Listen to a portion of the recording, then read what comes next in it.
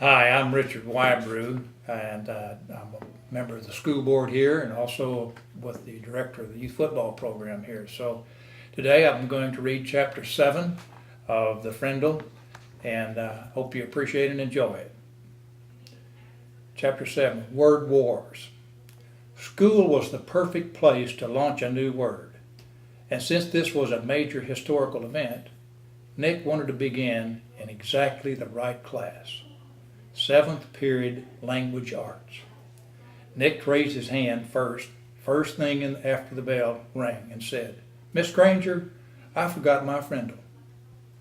Sitting 3 rows away, John blurted out, "I have an extra one. You can borrow, Nick." Then John made a big show of looking for something in his backpack. "I think I have an extra Frindle. I told my mother to get me 3 or 4, and I'm sure I had an extra Frindle here yesterday. But I must have taken it out. Wait. Oh yeah, here it is." And then John made a big show of throwing it over to Nick. And Nick missed it on purpose. Then he made a big show of finding it. Miss Granger and every kid in the class got the message loud and clear. That black plastic thing that Nick borrowed from John had a funny name, a different name, a new name, Frindle. There was a lot of giggling, but Miss Granger turned up the power in her eyes and swept the room into silence. And the rest of the class went by according to plan, her plan. As everyone was leaving after class, Miss Granger said, "Nicholas, I'd like to have a word with you."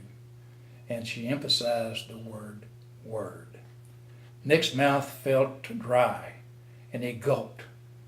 But his mind stayed clear. He walked up to her desk. "Yes, Miss Granger?